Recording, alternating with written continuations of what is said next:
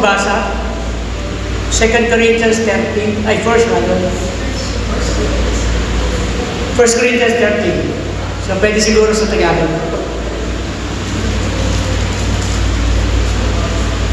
Okay na? 1 Corinthians 13. Ayan. Salita po tayo, so tuloy-tuloy lang po tayo. Ang ganda lang po naman po yan, 13. Mauna po ako sa verse 1, sabi po dito, kung ako'y magsalita ng mga wika ng mga tao at ng mga anghel, datapot wala akong pag-ibig, ako'y naging tanso na tumutunog o batingaw na umalingawan. Sabi po,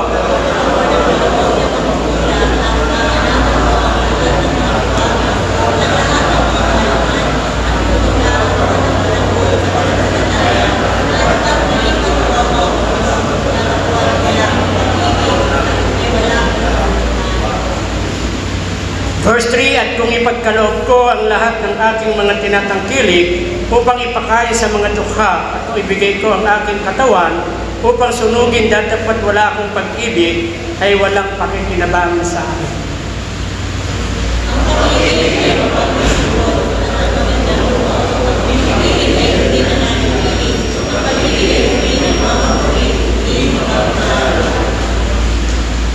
Hindi nagagalak sa kalikuan, ay, hindi nag-uugaling mahalay, hindi hinahanap ang kanyang sarili, hindi nayayamot, hindi inaalumana ang masama.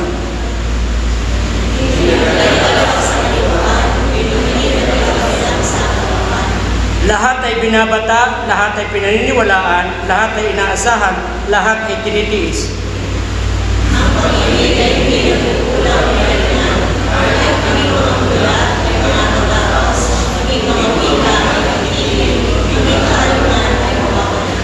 sapagkat nang nakikilala tayo ng bahagya at nanguhula tayo ng bahagya.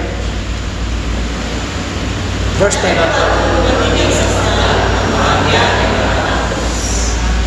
Nang ako'y bata pa, ay nagsasalita ako gaya ng bata, nadyaramdam akong gaya ng bata, nag-iisip akong gaya ng bata, ngayong maganap ang aking pagkatao, ay iniwan ko na ang mga bagay ng pagkabata.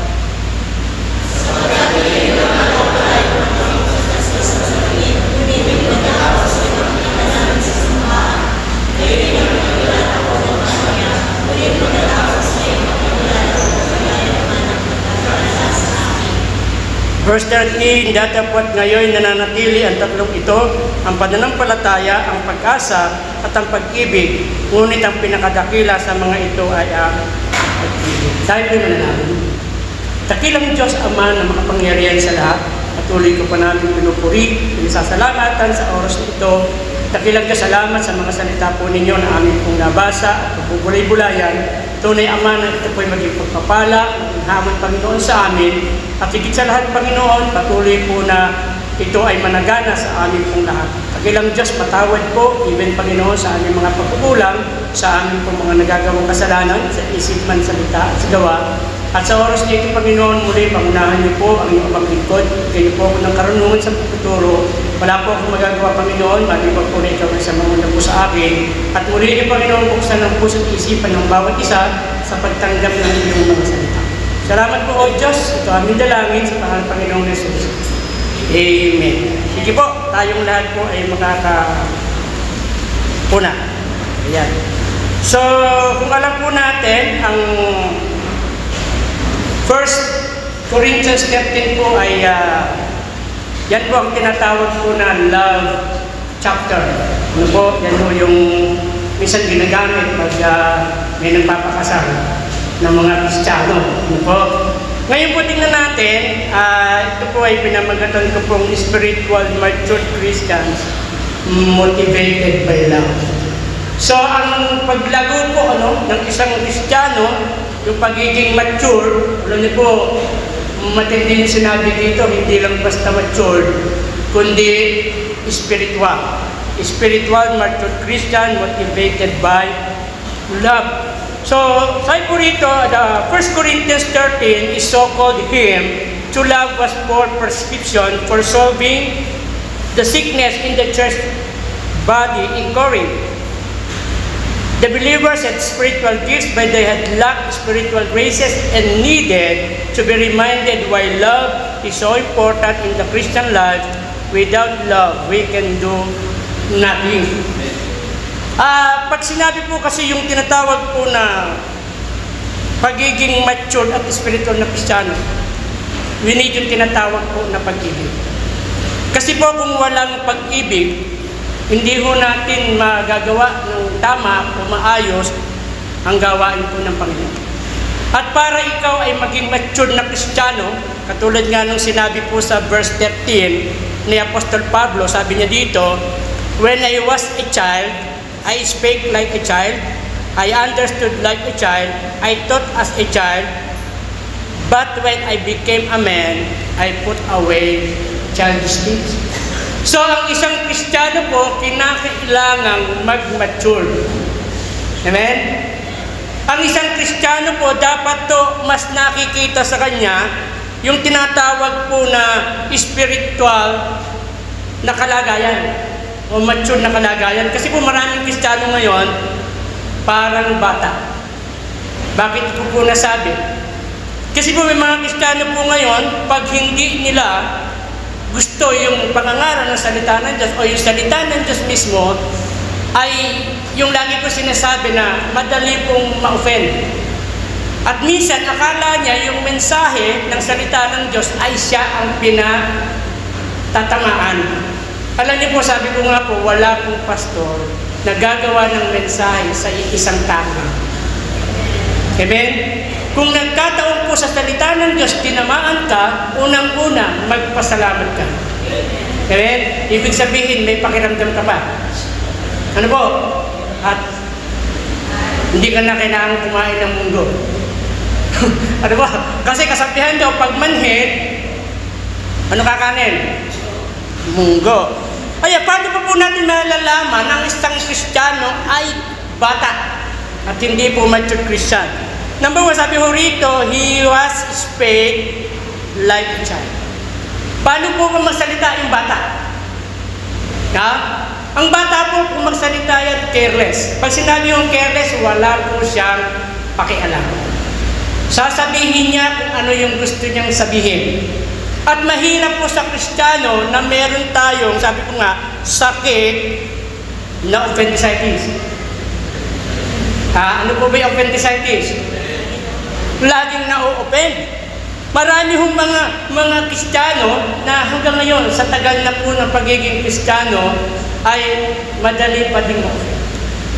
Alam niyo po, sabi ko nga po, ikaw isang mature na Kristiyano na, spiritual pa ha, dapat po wala niyon. Amen? Dapat po iniisip natin kung ano at kung paano tayo lalago at kung paano tayo gagamitin ng Panginoon sa kanyang gawain. Yan po yung isang tunay na Kristiyano. Alam po, mahirap po yung, sabi nga attendant ka lang sa church. Ngayon po, sabi ko sa church kanina, sabi ko sa kanila, kung mananalangin tayo sa Diyos, huwag naman puro hingi lang. Amen? Kaya sabi ko nga po, yung Panginoon, nagiging Panginoon na lang. Ang kailangan po sa isang Kristiyano, when you pray, manalangin ka kung saan ka gagamitin ng Panginoon sa ministeryo. Amen? Maraming Kristiyano, sabi ko nga, parang mga basketball player. Sabi nila, nagbubutas lang ng upuan sa church. Alam niyo po, sa isang Kristiyano, kailangan po natin ma-involve sa lahat po ng klase ng ministry. Alam niyo po, ayan, natutuwa tayo. Ako personally, yung mga nakikita ko tumatayo po dito sa choir, bagamat may mga matatanda na dyan, mga adult pa. Ayan, may mga adult na dyan, nakikita ko pa rin yung mga bata. Amen? So, may nakatayo doon kanina, dalawang bata yun nandun. No? So, alam niyo po, mas maganda naman yun. Di ba? Kasabihan ka sa Pilipino, kesa naman yung wala kang pinagkatandaan. Di ba? Di baling nagmamature ka sa church, meron kang ginagawa. Amen? Kesa naman yung nagtatagal ka sa church, wala kang ginagawa. Hanggang ngayon, sabi nga sa Tagalog na sa mundo pasaway. Ano po? Wala hong ganyan. Now, sabi ho rito, ang Korinto po, alam naman ho natin niya kasi yung sinabi ni Apostol Pablo na prescription is about, ano ba yung prescription? Tagalog? Reseta ba? Ayun, reseta. Reseta daw, sabi ni Pastor Pablo, yung love ay Paul's prescription for the solving the sickness of the church body in Corinth. Alam naman natin kung anong problema ng Corinto. Number 1 ho dyan, yung division. Yung division nyo, kanya-kanya yan. Di ba? Sabi nga, ako kay Apollo, ako kay Pablo, ako kay Apollos. Ano? Pero tandaan po natin, ang isang Kristiyano, we need to be a spiritual mature Christian na merong tinatawag po na pag-ibig. At sabi po dito, the believers at Corinth, meron silang tinatawag na spiritual gifts, but they lack spiritual graces. May mga gifts sila pero hindi ginagamit. Ano po? Sabi ko nga sa amin po, yung mga marunong pong umawit po kayo sa Panginoon. Amen? Hindi mo masama, kahit marami kayo dito. Pagka minsan baka sabihin, Pastor, ang dami na nila. So what? Ha? Kung ano ho yung talento na pwede yung paggamit sa Diyos, paggamit niyo po. Hindi lang naman yung pag-awit eh. Di ba? Paglabas, pagbisita sa mga kapatiran. Alam niyo po ba, tayo lang yata yung pag wala na yung mga member, hindi umaten, talagang dinadalaw natin. Sa iba kasi, dadalawin niya, pagagalitan naman. Di ba? Imbis na i-encourage, pagagalitan. So, we need to pray one another. Ano po, mahalin po natin ang bawat isa. Huwag tayong maging selfish, huwag po tayong maging makasama. Gawin po natin kung ano po yung ginagawa ng ating Panginoon. So sabi dyan, marami silang spiritual gift, pero lack of graces yung biyaya. Alam niyo po, sabi nga natin, lahat tayo naligtas because of the grace of God. Kaya may biyaya lang po. So tulungan natin. Tayo po ay sama-sama. And also sabi dito, why love is important to Christian love? Without love, sabi dito, we can do nothing. Sabi nga love conquers all. Diba? Sa Tagalog naman, yung hahamakin ng lahat. Diba? Doon sa mga umiibig at nagmamahal. Tatawarin yung dagat at saka aakitin ang bundok. Ano po? Pero sa Panginoon po, we need to love. Mahalin natin ang Panginoon. There are 3 things po tayo na pag-aaralan ngayong umaga. Una po, number 1, sabi dyan, love puts quality into service. Ang pag-ibig po, nilalagay doon sa kung paano tayo maglilingkod. Alam niyo po yung paglilingkod, hindi lang po tayo basta makapaglingkod. Nakalagay po dito, quality. Ano ba yung quality? Talagang may talagang napakasarap na gawin. Alam niyo po, maraming Kristiyano yung salitang magawa lang. Alam niyo po, yan yung, ako po ay nagtuturo sa pulis. Yun yung lagi mong nadidinig sa pulis yung salitang compliance. Kaya nga sabi ng mga pulis, Pastor, parang pulis ka na. Kasi wala kang bibig kundi compliance. Kasi kung bakit? Kasi po sila, kung ano lang, magawa lang nila yun. Walang puso, walang pag-ibig. Pero kung meron nung tayong pag-ibig sa gawain ng Panginoon, naniniwala po ako, hindi lang po tayo basta ibibless ng Panginoon. Talagang kung ano man yung ating pong mga naisin, ay ibibigay niya po sa atin. So sabi ho rito, when you love your words and action amount to something, and help other people, especially to the Church of God. Ano po? Yung daw pong sinasabi mo, o yung pag-ibig sa salita at sa gawa, ay nagpapakita ito ng pagtulong sa tao, sa iyong kapwa, at sa iglesia ng Panginoon. Napakasarap po na yung paglilingkod po natin ay may quality. Hindi po pwede yung paglilingkod natin sa Panginoon ay paggusto lang po natin. O kaya yung gagawin natin sa Panginoon kung kailan lang tayo sa tingin natin na okay tayo. Ano po? Tingnan po natin. Yung sinabi po dito sa verse 1 to 3 ng 1 Corinthians 13. Kaya ano nga po, 1 to 3, sabi dyan, kung ako'y magsalita ng mga wika ng mga tao at ng mga anghel, dapat wala akong pag-ibig, ay ako'y naging tanso na tumutunog o batingaw na umalingaw. Verse 2. At kung magkaroon ako ng kaloob ng panghuhula at maalaman ko ang lahat ng mga hiwaga at lahat ng mga kaalaman, at kung magkaroon ako ng buong pananampalataya na anupat mapalipat ko ang mga bundok, dapat wala akong pag-ibig, ay wala akong kabuluhan. Verse 3. At kung ipagkaloob ko ang lahat ng aking mga tinatangkilik upang ipakain sa mga dukha at kung ibigay ko ang aking katawan upang sunugin, dapat wala akong pag-ibig, ay walang pakikinabangin sa akin. Amen? Kaya kung wala po talaga yung pag-ibig, kahit ano po ang gawin natin, yan po ay mababaliwala. Tandaan niyo po kung bakit tayo naligtas is because of the love of God. John 3:16, di ba? Sabi doon, for God so loved the world that He gave His only begotten Son, for whosoever believeth in Him should not perish but have everlasting life. Amen. We need to love, especially pagdating ho sa paglilingkod. Sabi nga po ng 2 Corinthians 5:14, the love of Christ constraineth us. Ang pag-ibig ni Kristo ang pumipilit. Amen? Kung mahal po natin ang Panginoon, lahat to ng alam natin makalulugod sa Kanya, yun ho yung ating gagawin. Amen? Amen? Ngayon po ang buhay ng Kristiyano, parang ano na lang po, sa amin po talagang minsan talagang ako'y nalulungkot. Minsan yung mga Kristiyano, kahit anong encourage mo sa kanila, para bang wala na. Ha?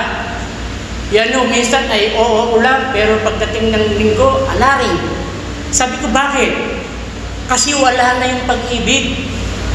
Wala na yung pag-ibig sa Diyos, wala na yung pag-ibig sa gawain po ng Panginoon. Alam niyo po, sa totoo lang, tayong lahat ay iniligtas ng Panginoon at gusto niya kung paano niya tayo minahal, mahal din natin ang mga tao. Especially our co-believers, ang ating mga kapatid sa pananampalataya. Minsan po, ang nakikita natin, yung ginagawa nila. Ako sabi ko nga po, kung may nakikita man tayo sa kanila na hindi maganda, number 1, kausapin natin. Pangalawa, ipag-pray natin. Pangatlo, i-encourage natin. Yan ho ang isang mature na Kristiyan. Hindi lahat na lang nakikita, hindi lahat na lang pinapansin, hindi lahat na lang issue. Sabi po ng Galatians 5:15, ano nga po, Galatians 5:15. Sabi diyan, but if ye bite and devour one another, take heed that ye be not consumed one of another. So wag po tayo, sabi diyan, magkagatan. Alam niyo mga Kristiyano, napakahirap po. Sa Peñaranda po, nung bago-bago po kami doon, ay meron hong mga kababaihan doon. Ang nabuo po, barkada. Hindi kapatiran. Kasi ang nangyari, kanya-kanya sila. Kaya pag problema ng isa, kasalanan ng isa, tinatakpan ng iba. Hindi nila nire-review. Di ba sabi ng Bible, open review is better than secret love. Wala nang ganun. Sa magkakapatid, even ho sa mga bilanggo, ang sabi ko nga po sa kanila, ang tunay na kaibigan, hindi pagtatakpan ng kasalanan ninyo. Ang tunay na kaibigan, hindi nadadalhin sa mali. Ha? Dito po, sabi ho dito, mahalin natin yung ating kapwa mananampalataya. Huwag natin silang, sabi rito, kagatin. May sa English tinatawag na backbiter. Ano ba yung backbiter? Di ba yung sa likod? Alam nyo, minsan, ewan ko po, ako yung nalulungkot, even ho sa ito, ewan ko kung agree kayo sa akin. Minsan kahit yung mga pastor. May mga miyembro, kinakagat yung pastor sa likod. Pag nakatalikod yung pastor, ang daming, di ba? Kaya sabi ng iba yung pastor daw, tinutulungan, hindi pinagtutulungan. Ano po, marami akong ganyan. Alam nyo, yung pastor, pasalamat nga po tayo. Kung meron mo nakikita sa atin yung pastor natin na tayo ay tinatama, pasalamat naman tayo. Kasi may concern eh. Kung wala akong concern yung pastor, di ba, hala ka sa buhay mo? Di ba? Dapat to ang isang Kristiyano pagdating po sa paglilingkod. Alam nyo, kahit to sa Panginoon, yung pagharap naman natin sa Panginoon, isa-isa naman eh, individual naman eh. Ala ka naman pwedeng ituro eh. Pwede yung may ituro, kaya po ako na-open sa church namin, kasi po si ganun, kasi po si ganun, kasi po si ganun. Ikaw ang magsusulit sa Diyos. Ano pa? Sinaya pa rito yung Galatians 5:30, sabi dyan, but by love serve one another. Maglingkuran po tayo sa isa't isa. Amen? Tingnan ho natin yung need ng ating mga kapatid. Alam nyo, mahirap yung, di ba? Kasi minsan, katulad lang ho niyan, sa church lang po minsan. Dito naalala ko nung nandito po kami sa Japan noon dati. Pag merong isang kapatid na medyo walang pera at gustong mag-church, tatawag lang sa isang kapatid. Kapatid, pupunta ka ba sa church? Pakidaanin nga po ako. Di ba? Ang tawag walang ano, sige na, okay, di wala akong pera, ano gagawin ko? Di ba? Ang dami namang way. Kung paano tayo maglilingkod sa bawat isa, paglingkuran natin sila. Kaya nga by love, sabi rito ay meron tinatawag po na love, serve one another. So maglingkuran tayo sa isa't isa, magmahalan tayo sa isa, sapagkat yan po ang nais ng Diyos para sa atin upang masabi na tayo ay spiritual, mature Christian. Secondly, hindi lang po love puts quality into service, but also love also puts maturity into character. Di ba? Ano sabi niya Pastor Pablo nung siya'y bata? Di ba sabi niya dyan? Nung ako'y bata, nagsasalita ako ng bata, nagdaramdam ako or nagsasalita ako. Pero sa huli sabi niya, but when I became a man, I put away childish things. Dapat po wala ng bata. Ano po? Kung sa tagal ho natin sa gawain ng Panginoon, hanggang ngayon isip bata ka pa din, mag-isip ka. Diba? Kilala niyo ba si Bonji? Ano ba yung tsura ni Bonji? Malaking tao, isip bata. Gusto niyo ba yun? Gusto niyo ba kalaki-laki nyo na isip bata pa? Diba? Dapat magkaroon ka ng tinatawag po na maturity in your character. The believers in Corinth are impatient with each other, suing each other, tolerating sin in the church, and creating problems because they did not have love. Ayan. Alam niyo sa church, napakadaling gumawa ng issue. Tama po ba? Yung isang Kristiyano, pag ayaw ho niyang mag-church, gagawa lang ng issue yun kasi siya kapatid, ganun. Ang daming problema. Alam niyo po, pag naghanap kayo ng problema sa simbahan, ang dami talaga. Ano po?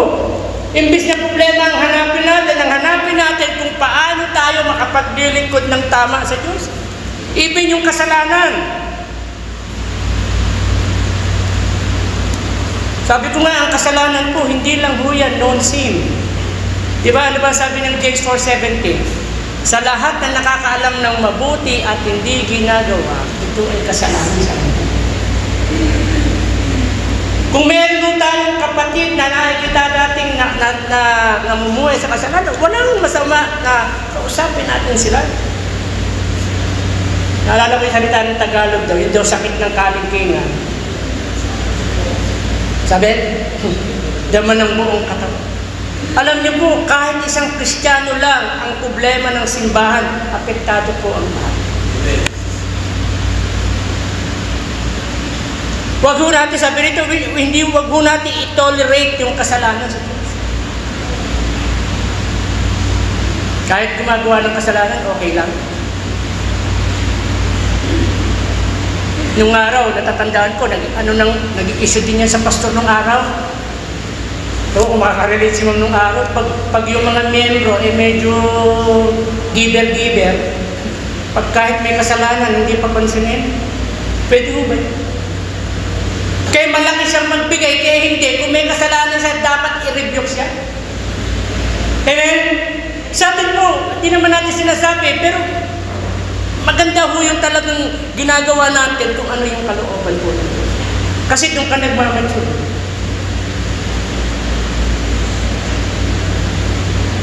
Ako po nag-Bible study po ako sa engineering sa munisipyo.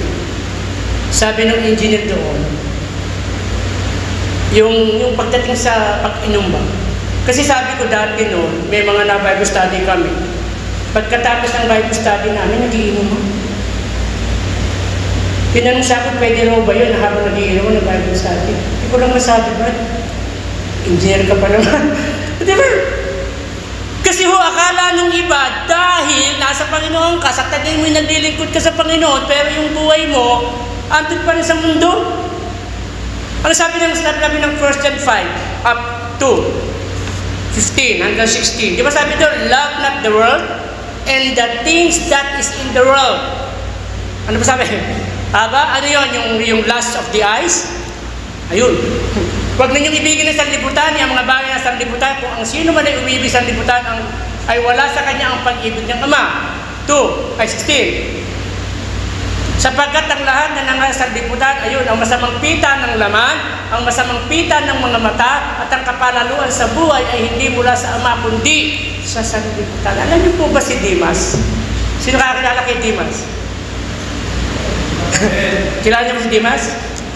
Hindi masyadong nagsisimba, hindi masyadong nagbibigay.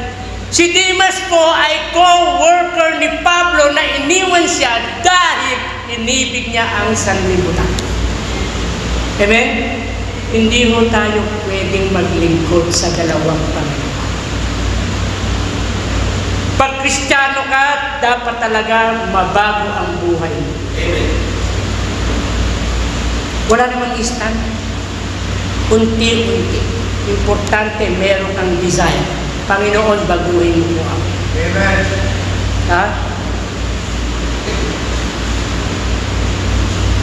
Marami pong ganyan sa mga Kristiyano. Akala niya dahil nagsisimba sa church, okay na yun. Pero yung buhay niya, pansanlibutan pa rin. Unti-unti po, unti-unti. Walang perfect. Ayan. Bakit daw nagkakaroon ng ganyan, tolerating sin in the church and creating problem in the church? Because they did not have love. Wala kasing pag-ibig.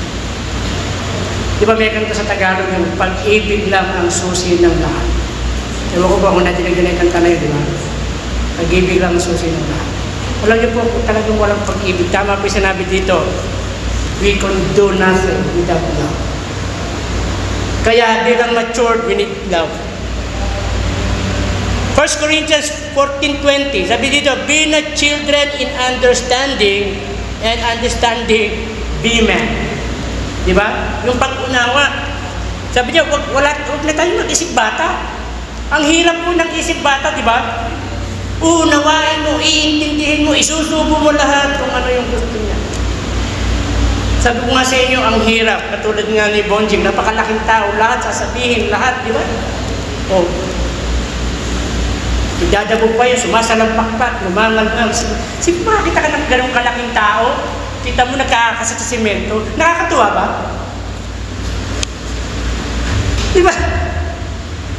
Yung bang lahat na lang issue sa kanya. Kung meron tayong gustong malaman, magtanong. Di ba? Ang masakit pa kung minsan, nagdadamay pa. Kaya sabi ko nga, kung meron isang kapatid na may problema sa isang kapatid, yung problema niya sinabi doon, nagkataon yung palang sinabihan niya, may sama din ng loob doon. Ilan na kayo? Diba? Eh kung gawin mo kaya, kausapin mo, kapatid, mukhang hindi ko nagustuhan yung ginawa mo. Wala nang problema yun. Kasi unawaan niya yun, tatanggapin niya yun.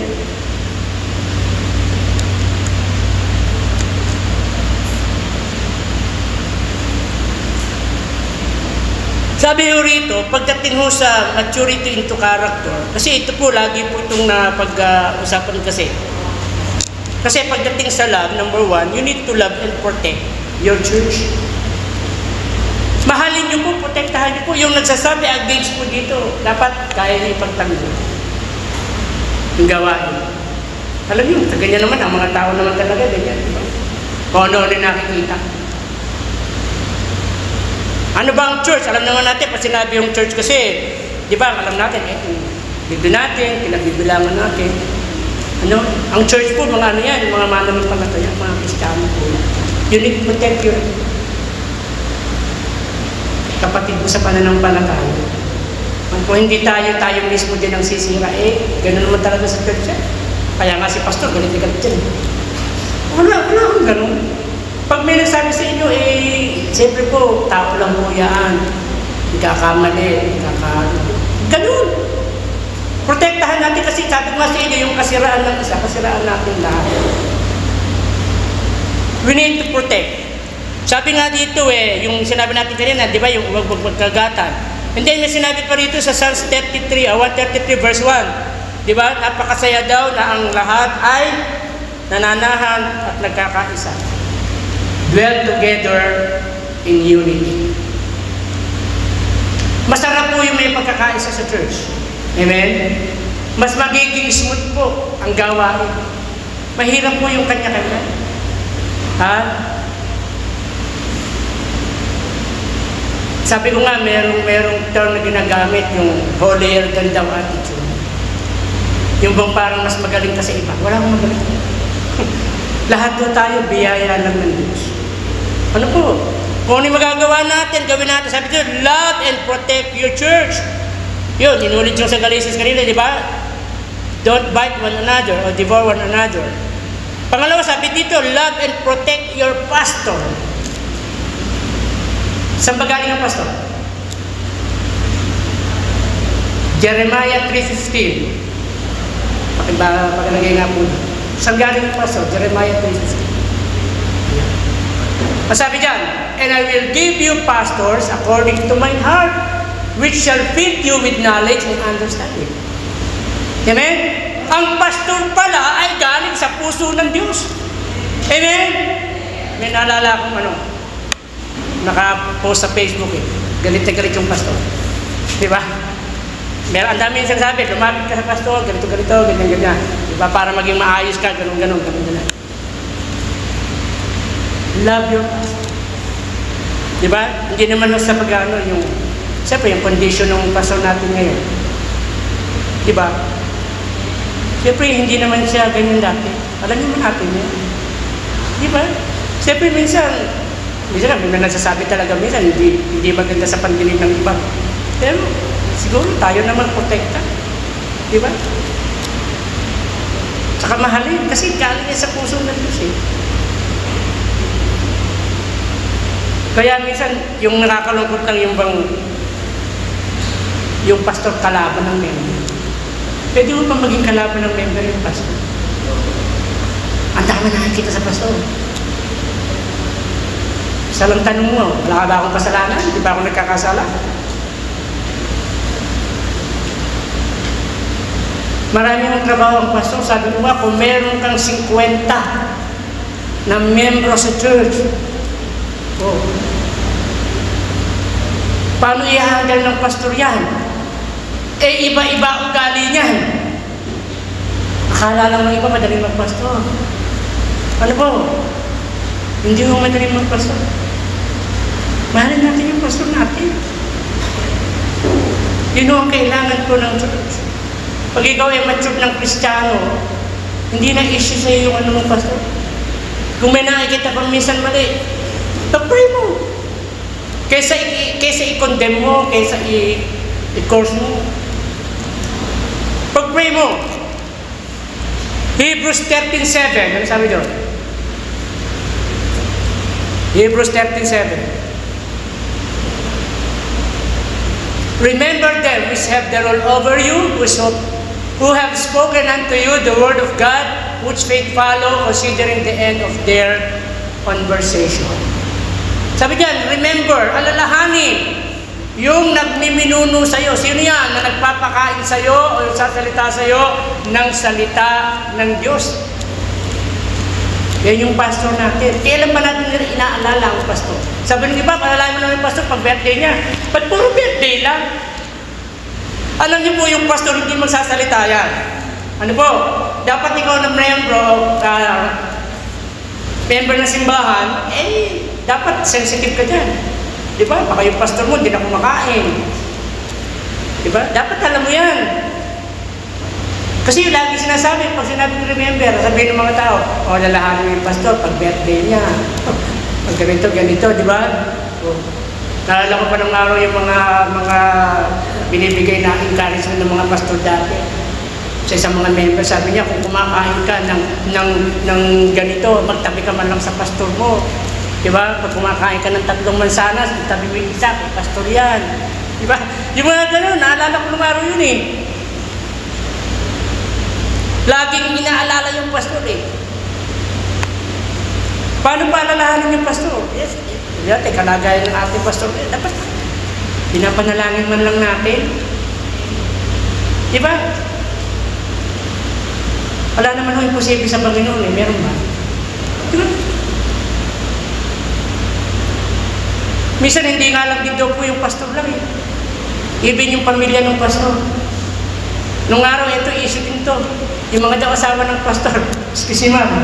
Sabi nila, ito asawa ng pastor, kalaban ng mga member. Sabi naman din naman.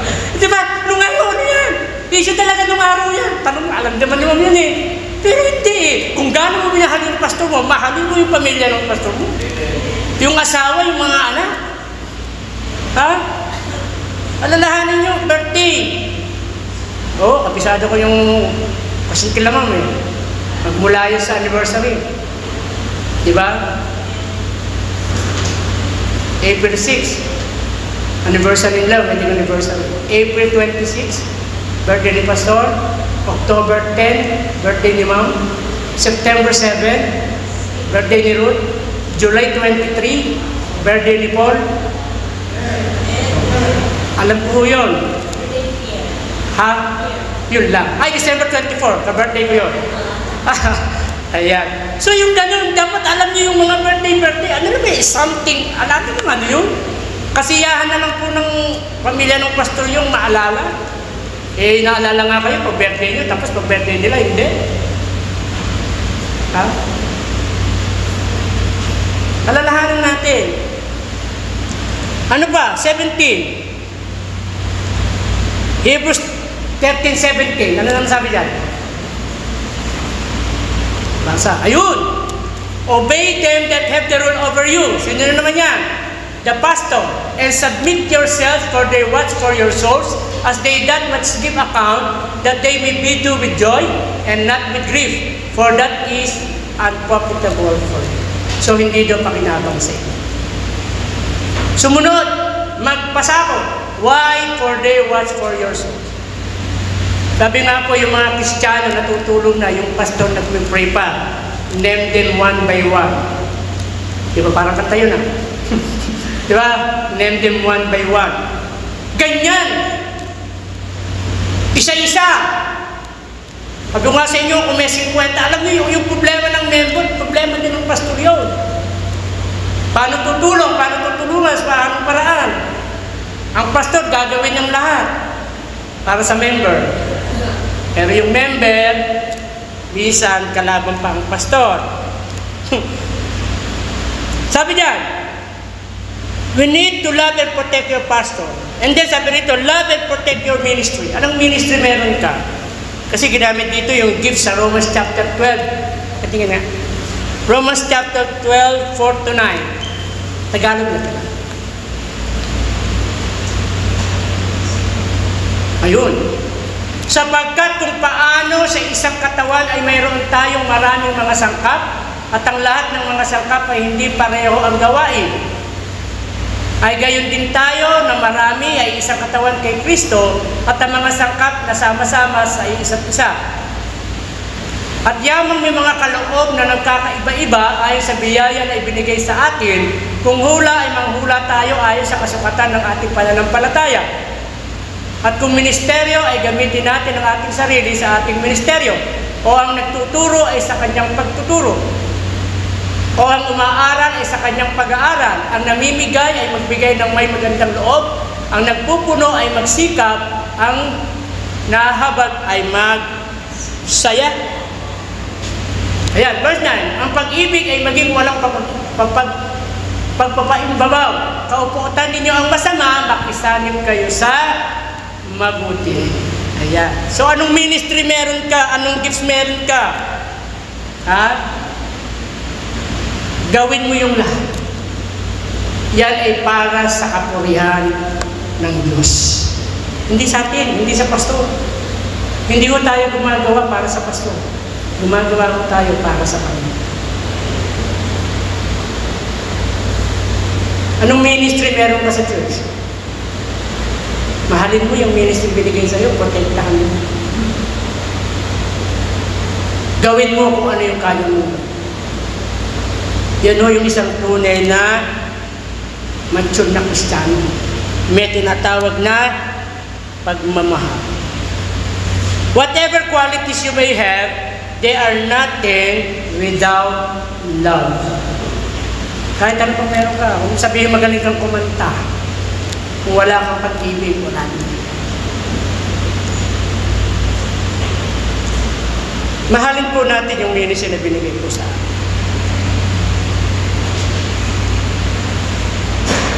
And then sabi rito, yung panghuli, sabi dito, love puts eternity into life.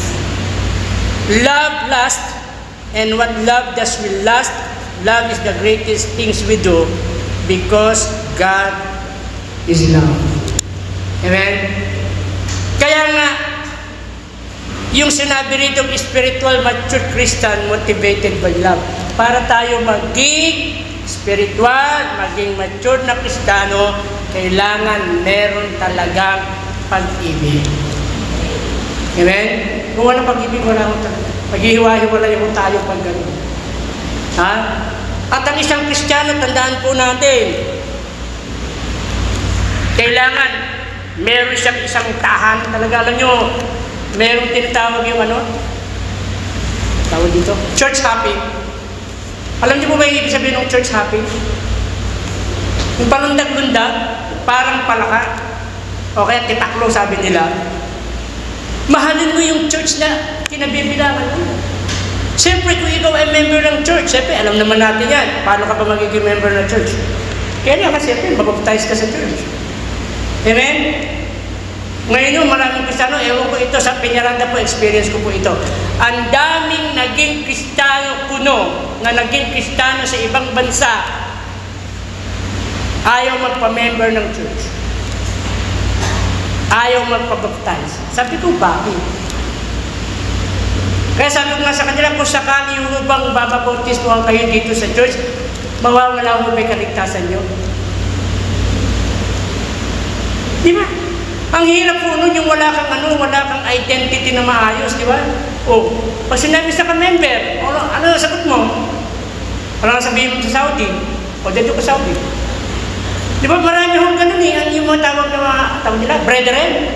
Brethren ang tawag nila sa ibang bansa eh, lalo sa mga communist country na yan, sa mga Saudi na ganyan. Paano ka magiging member ng simbahan ng local church? Ayaw mo pabautismo. Ngayon, ang daming suggestion. Minsan na nagiging tuloy ako, sabi ko, magaling-galing mo mag-suggest, ayaw mo nga magpamember din sa church. Bagamat ang baptism mo, hindi yan pinipilit, ano?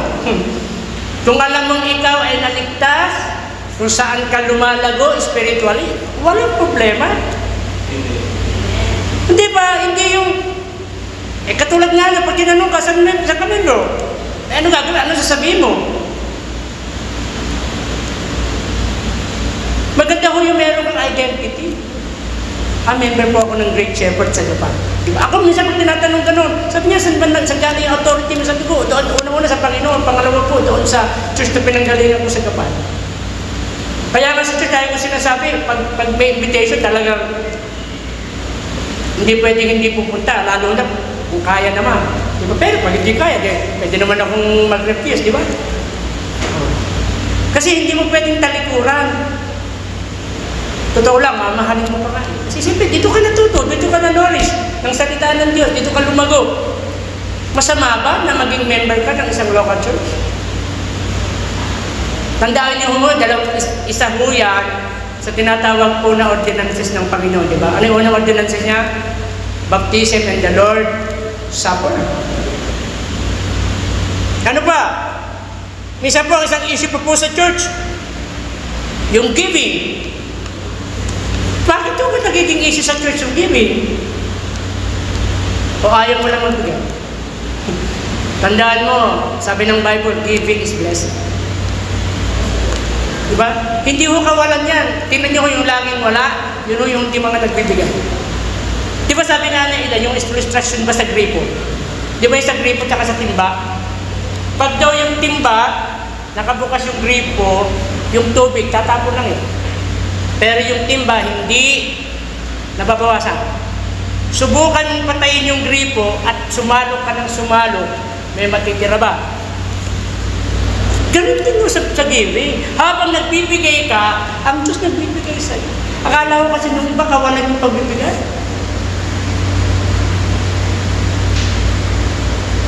Aanin ba natin yung pera din sa mundong ito? Wala din naman. Pag namatay ka, iwanan mo rin yan.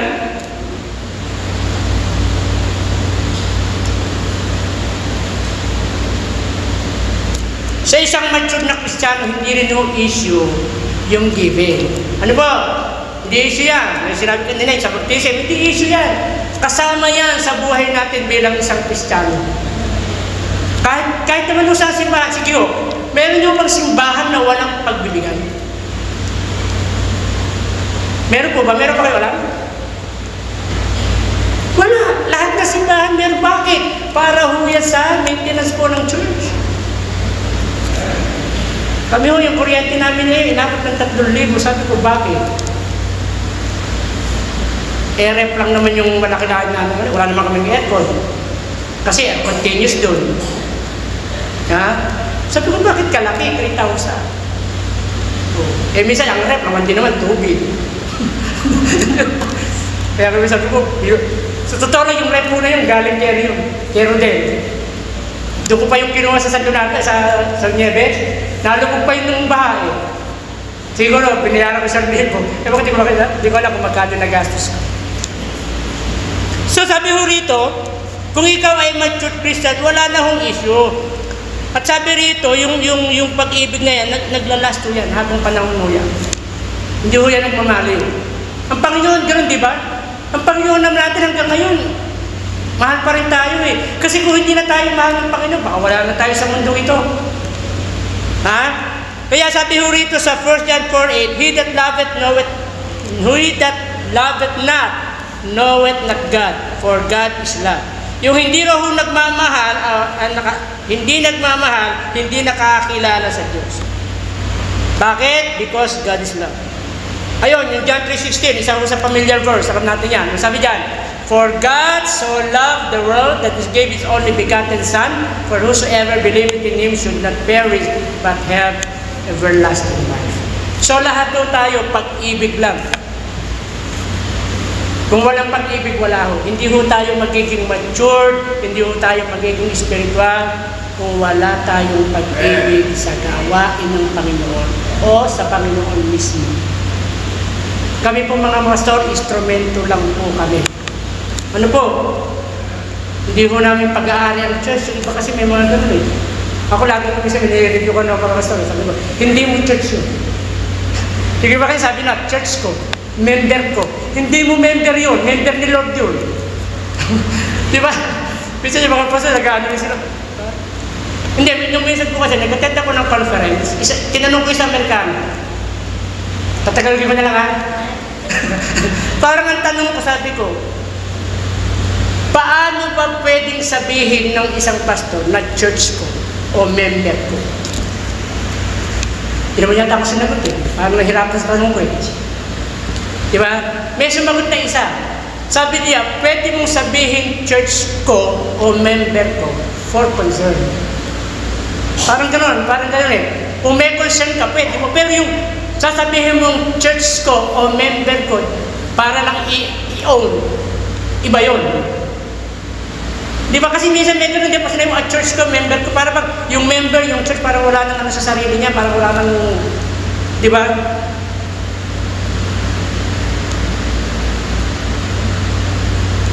Kami yung mga pastor, instrumento lang kami para sa inyo. Di ba? Okay, sabi niya, kaya nga, sabi ng Bible, pangalagaan mo yung tupa na pinagkatiwala namin sa inyo. Yun yung ang trabaho ng pastor.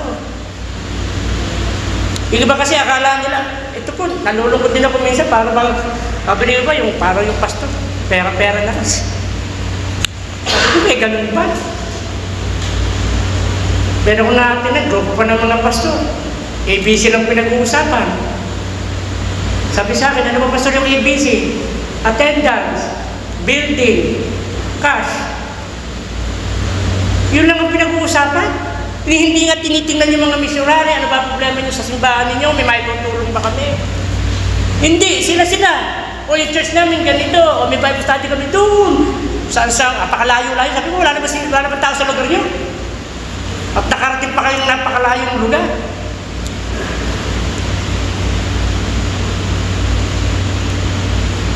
Ang paglilingkod po talaga sa Diyos, at lang mo, biyaya na muna tayo.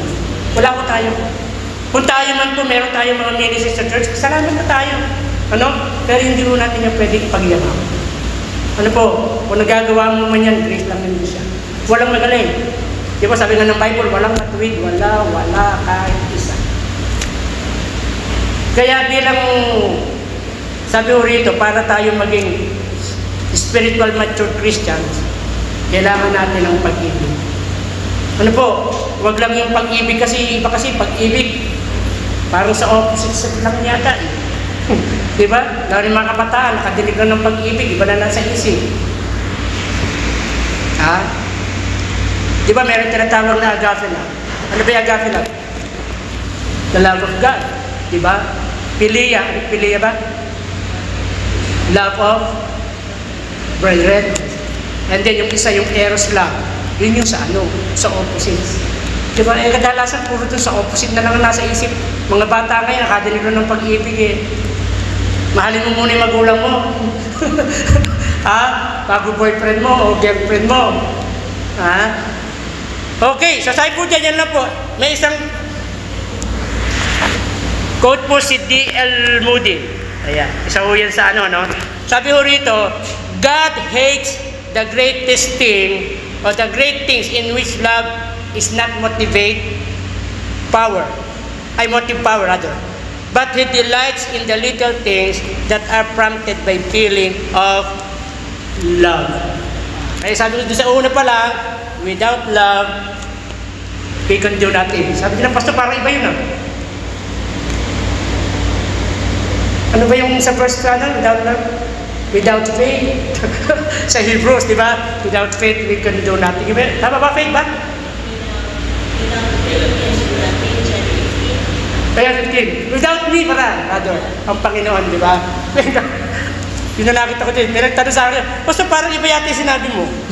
Di ba? Kasi laki ko dito, without love, we can do nothing. Kaya pala yun, di ba? Without Christ, sabi nga niya, you can do nothing. Kaya sabi po, isang paalala po muli sa atin na wag mo natin alisin yung pag-ibig sa ginagawa natin, especially sa Panginoon. At lahat po nung nandun, kasama na yun. Kasi mahal natin ang Diyos. Amen? Tayo po lahat ay manalangin.